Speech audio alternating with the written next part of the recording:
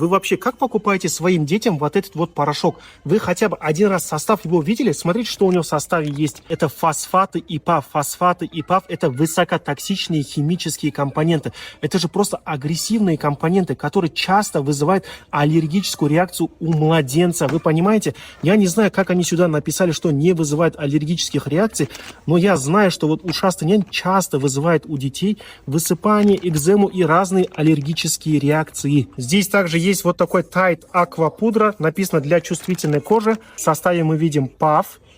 И смотрите, в составе мы видим фосфонаты. Вот опять же, смотрите, друзья, я не понимаю, как они это делают. Пишут, что для чувствительной кожи, но в составе есть вот эти вот агрессивные добавки. Вот мы сами используем вот такой гранулированный мыло-порошок. Называется мыло. А теперь посмотрите состав здесь какой. Вот сравните теперь сами. Смотрите, здесь что написано.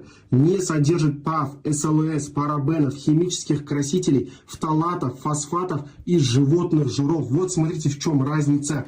Здесь идет натуральные ингредиенты. Кстати, у меня еще здесь есть у него гель для стирки, тоже называется мыло. Так что, друзья, берегите свои